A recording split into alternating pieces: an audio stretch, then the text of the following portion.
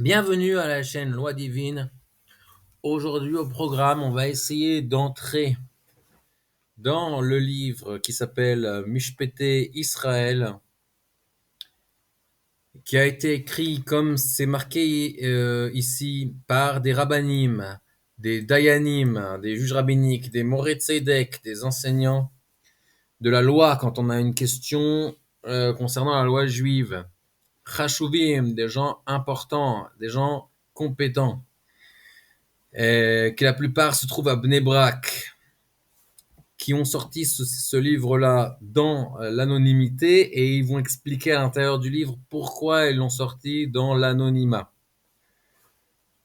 Il date de l'année Tashrag, et là on est en Tashpad, donc ça fait 11 ans.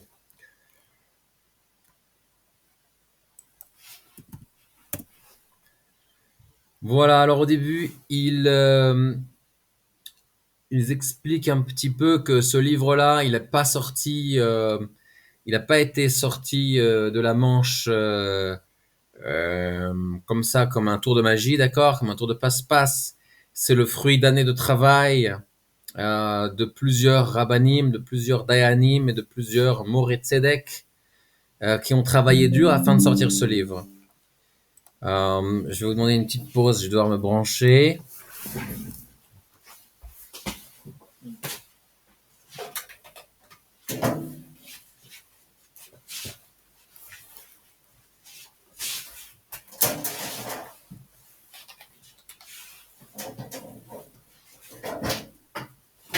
Et voilà. Merci pour la patience. Et donc, ce livre-là, c'est le fruit d'un gros travail. Il n'a pas été sorti du revers de la manche. Et on parle d'un interdit très grave, hein, qui est celui de la femme mariée, donc dont les enfants de son deuxième mariage, hein, si elle n'est pas divorcée correctement, son deuxième mariage ne vaut rien en fait, et ses deuxièmes enfants seront mamzerim, c'est-à-dire des bâtards. C'est très très grave. Donc on s'occupe pas de ces lois-là comme si de rien n'était. Et la question qui s'impose, c'est donc pourquoi personne ne dit rien. Si c'est vrai, comme vous dites, que la plupart des guettes qui sortent de la rabbanout, hein, la plupart des certificats de divorce qui sortent de l'institut officiel rabbinique de l'État sont nuls et non avenus, alors pourquoi on n'entend pas les rabbins qui en parlent? C'est la question qui est marquée ici. Et la peur d'en parler provient premièrement de la peur que la rabbanout n'empiète, n'abîme, n'endommage les institutions des tribunaux rabbiniques indépendants des religieux. Parce qu'ils ont la main haute, parce qu'ils ont le pouvoir, parce qu'ils sont proches des gens qui sont au pouvoir, parce que ils couchent avec le pouvoir. Ces gens-là peuvent faire fermer les tribunaux rabbiniques indépendants comme ils le veulent. Donc si jamais des rabbinim qui travaillent dans ces tribunaux rabbiniques indépendants, des dayanim là-bas, osent élever la voix contre les tribunaux rabbiniques d'État, ces derniers et le grand rabbin d'Israël vont faire fermer leur tribunal rabbinique ou rendre nul et non avenues toutes les décisions, toutes les signatures qui ont été rendues par ce tribunal. Donc, c'est déjà une sacrée crainte qui peut empêcher de parler.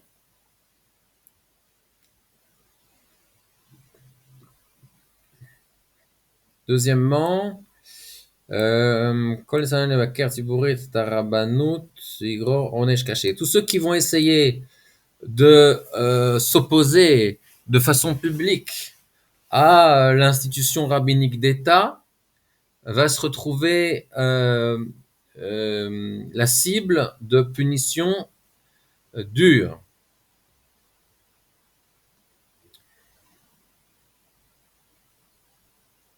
Comme par exemple le fait que leur tampon de cache-route, vous savez, donc pour la nourriture, il y a tous les différents cache-rouillottes, eh ben, ne sera plus respecté par l'État. Il va être annulé et ils n'auront plus le droit d'émettre un tampon de cache-route.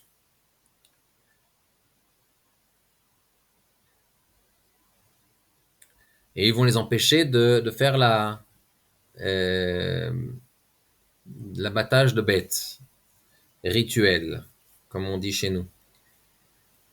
Il y en a également qui ont peur que les messagers de l'institution rabbinique d'État, la Rabbanout, utilisent la violence à travers la police ou les tribunaux civils afin de causer du mal aux rabbinim qui oseraient élever le ton.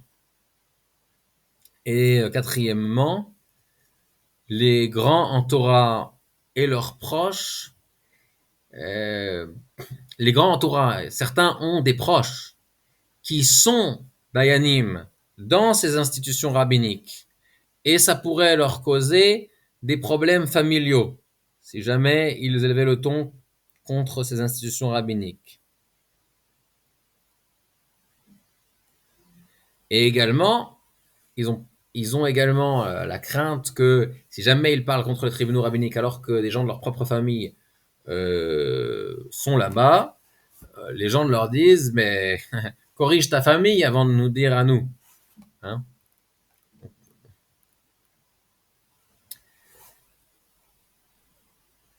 Bate Adin Rabbanim Dinam Ke'arkaot, il explique ici pourquoi les tribunaux rabbiniques ont le même statut que des tribunaux non juifs.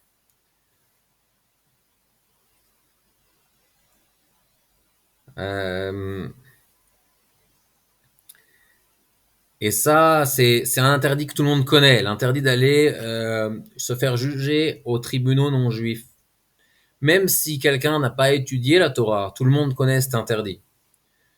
Euh, Tout le monde sait que c'est interdit euh, d'aller faire appeler son prochain pour le juger aux tribunaux non juifs, pour juger indifférent aux tribunaux non juifs. Les tribunaux non juifs, c'est un titre général.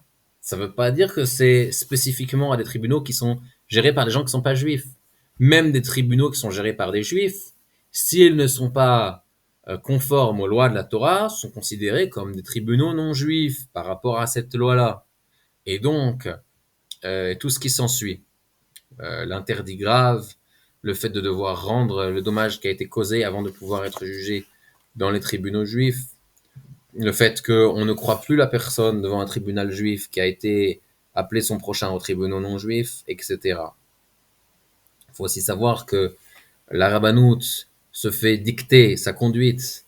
Hein, les tribunaux rabbiniques de l'État se font dicter leur conduite par le tribunal suprême civil, qui est dirigé par des gens complètement laïcs et anti-Torah.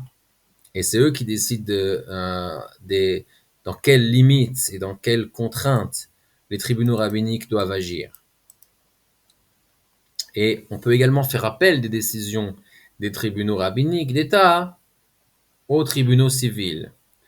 Ce qui fait peur aux juges rabbiniques d'État, que si jamais ils tranchent d'après la Torah, alors les gens, et en général les femmes, vont faire appel de leurs décisions dans les tribunaux civils, et donc ça va rendre en fait quasiment nulle toute leur action.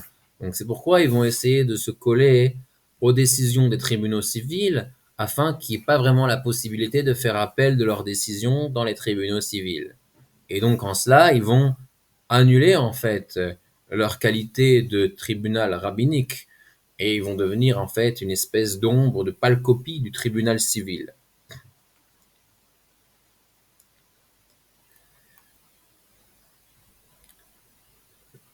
Il parle après de l'obligation de diffuser les méfaits des tribunaux soi-disant rabbiniques d'État.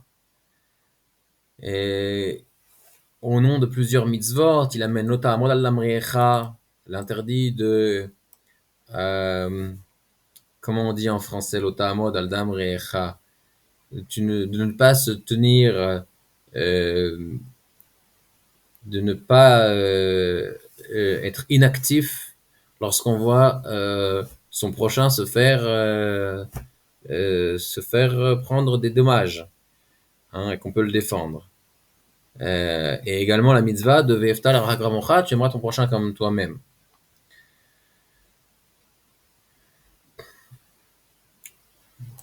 Voilà. Alors, il amène ici également d'autres sources qui sont ramenées dans le Chafetz Chaim. Quand on voit qu'il y a de la destruction de la religion, la destruction de la religion qui est faite, on ne peut pas se tenir silencieux, il faut absolument le dire. Excusez-moi, faut que je boive. Quand je parle trop, faut que je boive. עונש המונע לפרסום פשעי בתי הדין הרבניים.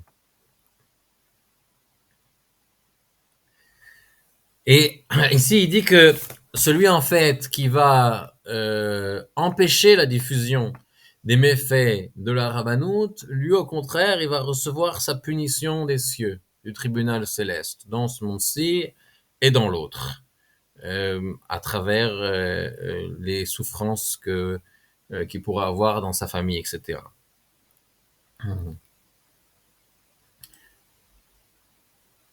Il y a un cherem, c'est-à-dire une ordre d'excommunication qui a été émise par les grands décisionnaires sur les tribunaux rabbiniques d'État. Comme c'est marqué, donc là, il cite donc le Shulchan Aruch, le Réma,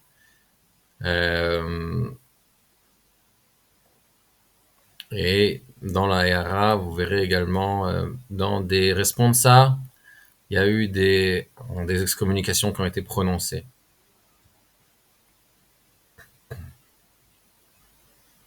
Il y en a qui disent que c'est interdit de dire qu'un guet qui a été donné n'est pas cachère. Et il mentionne en cela le cherem, l'excommunication de Rabbeinu Tam.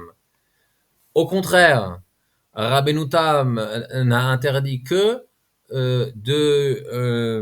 de revenir sur un guet sans raison et de dire qu'il n'est pas cachère. Mais quand on a une bonne raison de savoir qu'il n'est pas cachère, au contraire, on a un devoir religieux et sacré de le dire. Et au contraire, c'est une grande faute si on sait qu'un guet n'est pas cachère et qu'on a des preuves de se taire.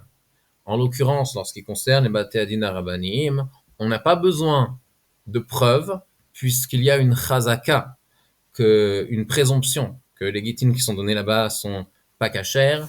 Donc, dans ce cas-là, il n'y aura même pas besoin d'avoir des preuves. Il suffira simplement de se prononcer. Pour le mari, hein, pas quelqu'un d'extérieur. Puisque c'est de lui que dépend le guet et de sa volonté.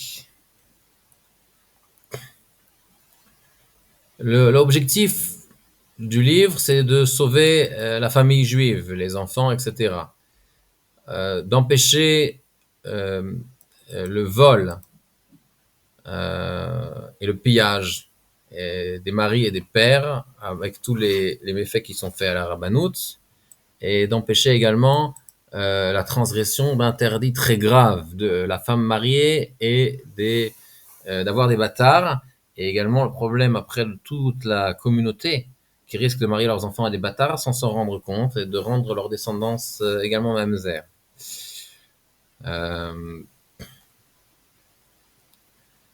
Les femmes qui savent qu'elles ne se comportent pas comme il faut en allant en Beit Din Rabbani, il n'y en a pas une qui pourra prétendre en arrivant au ciel qu'elles ne savaient pas.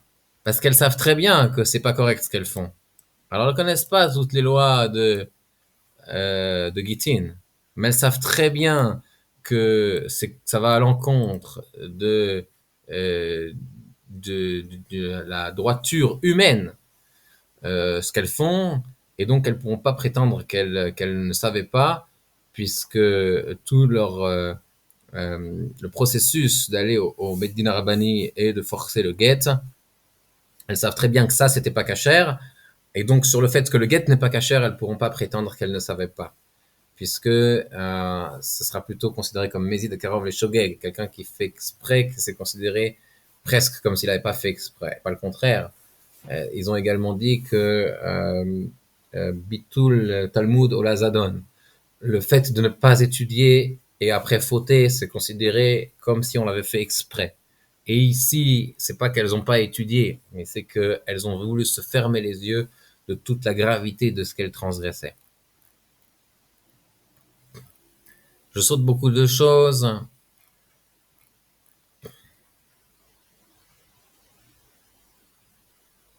Il dit ici qu'il y a une obligation d'ouvrir chez les grands Torah, d'ouvrir des livres, comme il y en avait avant, et qui ont été plus ou moins fermés avec l'ouverture de la Rabbanout. Des livres euh, de génération où ce sera marqué quels enfants sont mamzerim et lesquels non. Alors, surtout ceux qui sont mamzerim, en fait, c'est ça le problème. Hein, les grandes générations ont toujours eu des livres où c'était marqué ceux qui sont mamzerim en secret, afin d'éviter aux gens des mariages malencontreux et de rendre toute leur descendance mamzer. Alors, il s'agit ici donc d'un bref concernant les halachot, concernant les lois, et non pas de la version longue. D'accord? C'est le résumé du livre. Le livre est beaucoup plus long, mais comme tout le monde n'est pas compétent en halacha et que certains, ça va également les enquiquiner de voir toute la halacha, on va parler que du résumé.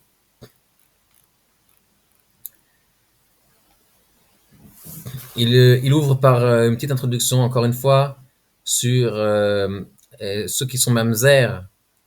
Est-ce que ça concerne que les autres ou est-ce que ça nous concerne tous? Ben, la vérité, c'est que ça nous concerne tous, comme on l'a vu, hein, parce que, étant donné tous les méfaits de la Rabbanout, il y a énormément de mamzerim aujourd'hui en Israël, et même si c'est que de façon théorique, si les gens ne veulent pas admettre que c'est un fait et qu'ils veulent, alors il est intéressant de, même pour eux, même pour ceux qui considèrent que ce n'est pas un fait, de s'y intéresser de façon théorique, parce que si jamais c'était un fait, si jamais c'était vrai, alors l'importance de s'éloigner de cet interdit serait tellement forte que ça vaudrait la peine. C'est comme, par exemple, quand il y a un danger de mort, même si c'est une chance sur 100, on va quand même y faire très attention, parce que dans le cas où ça arrive, les conséquences sont extrêmement graves.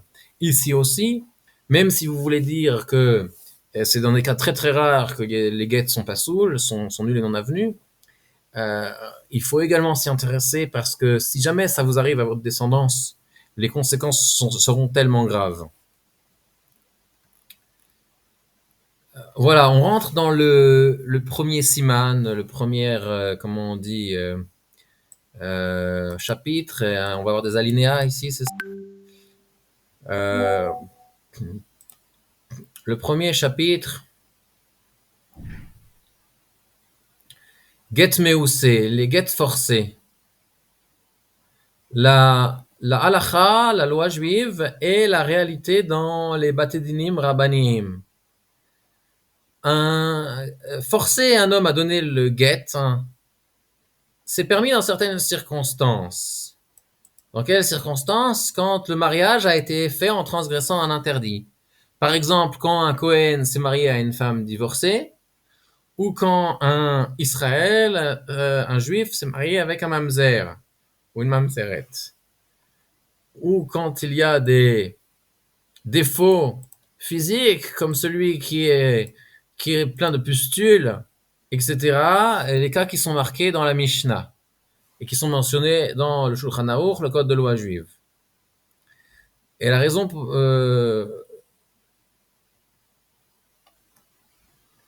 laquelle un get comme celui-ci, il est valable, même s'il a été forcé, c'est mentionné dans le Rambam. Donc allez voir là-bas. Et comme ce qu'il dit dans le Rambam, c'est que même si on l'a forcé, la volonté intérieure de tout juif, étant donné son âme divine, d'origine divine, c'est de faire la volonté de Dieu. Et donc, si son devoir, c'est de donner le get, eh bien, même si on l'a frappé jusqu'à ce qu'il donne, en fin de compte, c'est sa volonté intérieure qui a réussi à ressortir et il a voulu donner le get à la fin. Et c'est pas uniquement une coercition totale. Donc ça, c'est valable uniquement quand il y a une obligation de donner le get, que c'est mentionné dans la halakha qu'on a le droit de le forcer, et de le forcer avec des coups s'il le faut, et que lui ne veut pas donner le get sans autre raison. D'accord? Mais s'il a par exemple des conditions, même s'il est obligé de donner le get et qu'on a le droit de le frapper pour ça, s'il a des conditions, on n'aura pas le droit de le frapper pour ça. Les types de forçage, des types de coercition que l'on peut utiliser, plutôt les types de coercition que l'on ne peut pas utiliser et qui vont rendre le get nul, même dans les cas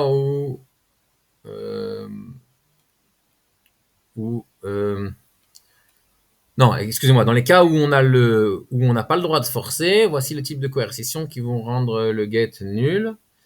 Donc, ones agouf, donc quand on le force dans son corps par des coups ou par un enfermement, hein, ou même si ne serait-ce que la menace de le frapper dans son corps. L'humiliation publique ou la menace d'humiliation publique, comme des affiches, des articles dans des journaux, des manifestations, etc. Et de là, on apprend que tous les organismes féministes qui contre les qui aident les femmes, entre guillemets, qui aident, parce qu'en vérité, ils ne les aident pas, à avoir leur guette, et qui font des manifestations au domicile, au travail du mari pour que le forcer à donner les guettes, ça rend le guette nul et non avenu. Elle va être ensuite transgressée l'interdit de Esh et Tish, femme mariée, et avoir des mamzerim, des bâtards. Très important de savoir que tout ça dépend de à quel point on considère Dieu. Est-ce que on considère qu'à la fin on va devoir rendre compte de nos actions devant Dieu ou pas?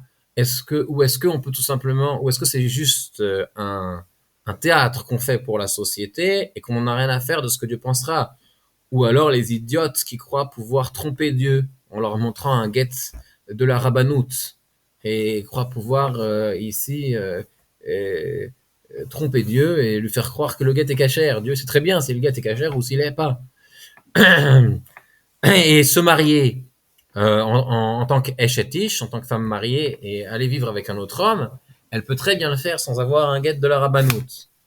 Donc, c'est important de savoir où on va dans la vie. En général, les femmes sont tout à fait perdues et elles sont mal orientées par leur entourage et personne ne les remet en place en croyant leur faire du bien, mais en vérité, ils les aident à être perdus à jamais. Et c'est dommage. Donc, les autres coercitions qui sont interdites, c'est donc les coercitions d'argent, et ne serait-ce que les menaces de toucher à son argent, ou également sur l'argent de ses proches, d'après la plupart des décisionnaires. L'interdit de sortie du territoire en Israël rend également le guet nul et non avenu. Et également les tribunaux d'État ou poskim kviat get shelo b'nochadad. Et les tribunaux d'État qui tranchent qu'on a le droit de forcer le mari à donner le guet en son absence. Le guet est rendu pasoul. Même si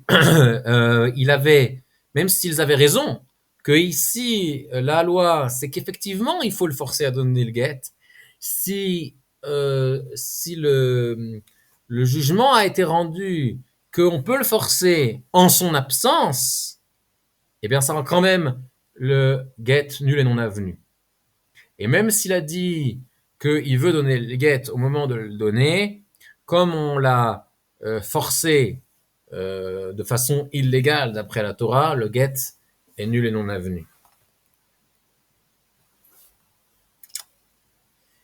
Tout get que le mari donne, tant qu'il y a une force de coercition qui est appliquée sur lui, donc ici il écrit de la rabbanout, mais ne serait-ce qu'une autre forme de coercition, hein, qui plane sur lui, le guet est nul et non avenu.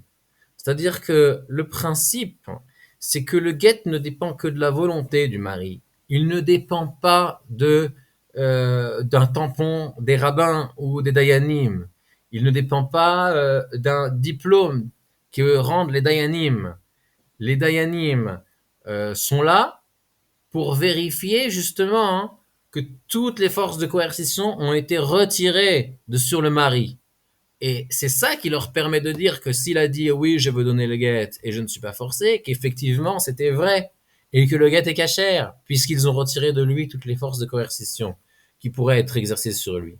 Mais dans le cas où les dayanim ne font rien, voient de leurs yeux les forces de coercition qui sont appliquées sur le mari, ne font rien pour les retirer, vont ensuite dire que le guet est cachère, leur témoignage ne vaut rien du tout. Il n'y a pas ici de ce qu'on appelle Maaseh Bet Din, d'action faite en tribunal rabbinique. Et en général, les tribunaux rabbiniques rajoutent des forces de coercition sur le mari. Et le simple fait d'ouvrir un dossier à la rabbanout fait déjà planer sur le mari la crainte d'enfermement, d'emprisonnement, ou de mezonot meukavot, c'est-à-dire de payer une taxation complètement absurde au mois ou à la journée, tant qu'il ne donnera pas le guet. Et tout ça, évidemment, va rendre le guet nul et non avenu, et les rabbins vont vous dire qu'il est cachère, ceux de la rabbanout. Ah, c'est ce qu'il dit ici, on ne peut rendre un guet cachère que quand il a été rendu clair que les forces de coercition ont été totalement retirées de sur le mari. Et ça, c'est ce qui est tranché donc dans les rishonim, donc les décisionnaires, les grands en Torah de la période d'entre il y a 500 à il y a 1000 ans. Et également, tous les rabbins qui sont venus après ont tranché comme cela. Le mari est cru s'il dit que, c'est ce que je disais tout à l'heure, le mari est cru s'il dit que le guet a été fait de façon forcée, avec coercition. Si c'était connu avant ça, qu'il ne voulait pas donner le guet. Et comme dans la majorité des cas qui sont jugés à la rabbanout, il y a Raglaim Ladavar, il écrit ici, c'est plus qu'une présomption, c'est-à-dire il y a un fondement à la présomption, un fondement qui renforce l'affirmation du mari que le guet a été fait avec coercition sans son accord. Il est cru pour annuler le guet. Donc c'est ce que je disais tout à l'heure, c'est qu'à partir du moment où on va à la rabbanout pour avoir son guet, le mari devant des rabbanim qui seraient libres de juger comme il faut et qui seraient des vrais rabbanim qui ne sont pas dépendants de l'État, des vrais dayanim, pourrait affirmer mon guet est pas soul et serait cru sur parole. Parce que la rabbanout est un institut de coercition. Et donc, à partir de là, un institut de coercition ne peut pas vous affirmer qu'il n'y avait pas de coercition. Donc, il n'y a aucune surveillance, comme le Beit Din doit le faire, que le guet est cachère. Comme on a dit, que toute l'implication du Beit Din dans le rendement du guet, ça doit être de vérifier qu'il n'y avait pas de coercition. Or ici, toute la raison d'être de la rabbanout, c'est d'appliquer une coercition. Donc, est complètement absurde la situation dans laquelle on se trouve. Les Bate Din Rabbaniim sont des tribunaux rabbiniques qui sont nuls et non avenus, parce qu'ils ont un statut de voleur et d'ignorant. Hein? Donc ça, c'est évident également pour tout celui qui sait comment ça se passe là-bas. La punition qui plane sur les dayanim qui jugent là-bas et qui multiplient les bâtards en Israël, il dit d'aller voir plus loin dans le livre. On n'a pas besoin d'aller voir pour savoir que ça va être grave et qu'ils vont amener des souffrances sur toute leur famille dans ce monde-ci et surtout dans le monde futur. On peut pas faire les malins devant Dieu. Hein, c'est un verset. Ein chokhma ve'en etza ve'en tvuna lifnei Hashem. On peut pas faire le malin devant Dieu. On peut pas mentir devant Dieu. On se fait remettre à sa place très vite.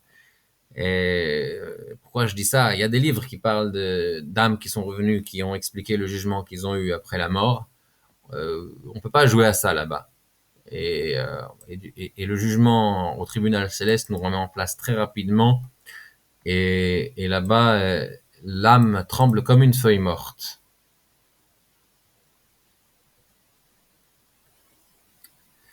Alors, Assour le Beit Hadin la dun beignea tevatel et kol hanasim she'asta lebala.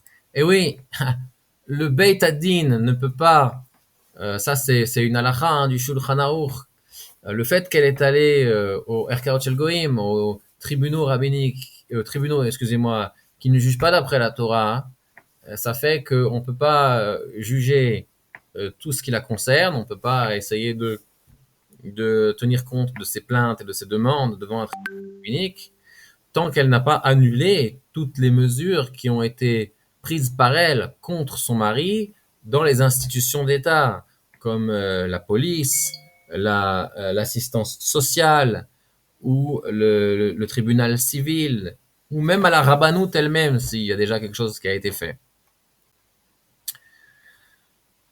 Les moyens de coercition qui n'ont pas été pris, qui n'ont pas été mis en vigueur pour le guet lui-même, il y a plusieurs parties. Bon, je vais laisser lire ceux qui veulent. Hein, vous ferez pause et vous lirez ça. Le Beit Din Rabbani. Je fais une petite parenthèse. Et c'est assez long, donc on va s'arrêter là pour cette fois. Mais je fais une petite parenthèse. Le Beit Din Rabbani, c'est comme la réserve fédérale américaine. La réserve fédérale américaine, pour ceux qui connaissent ou pour ceux qui connaissent pas, je vous l'apprendrai, n'est ni une réserve, ni fédérale. Il n'y a pas d'argent là-bas et c'est pas une institution d'État. C'est un regroupement de banques qui prennent des décisions concernant l'État avec l'accord de l'État. Et c'est pareil, le Beit Din Rabbani, le tribunal rabbinique Beit Din, c'est une répétition, tribunal rabbinique des rabbins, tribunal juridique des rabbins. C'est ni un Beit Din, et c'est pas non plus Rabbani. Mais ils ont employé ces mots-là pour que les gens aient confiance. C'est pas un Beit Din là-bas parce que ils sont forcés d'après la loi de juger d'après des lois qui ne sont pas celles de la Torah. Et quand un Dayan est inauguré en tant que Dayan, il doit prêter serment de ne pas jurer d'après les lois de la Torah, mais d'après les lois de la Torah. Et il n'y a pas de rabbanim là-bas, puisque tous ces gens-là n'ont pas crainte de la faute s'ils vont servir au Beit Din Rabbani, tribunaux d'État, au lieu de servir dans un Beit Din privé indépendant, entre guillemets, parce que leur indépendance, comme on l'a vu, est limitée. Et donc, tout cela est une grande farce. Et en vérité, si une femme veut avoir un guet kasher, il faut qu'elle aille à un tribunal indépendant. Et la meilleure des choses, c'est qu'elle s'arrange avec son mari. Comme ça, elle sera sûre et certaine de ne pas transgresser l'interdit des chétiches, de femme mariée, de ne pas avoir des enfants mamzerim bâtards, et son monde futur lui est préservé. On va s'arrêter là pour cette fois, pour ne pas surcharger. Passez une bonne semaine, un bon mois et bonne continuation.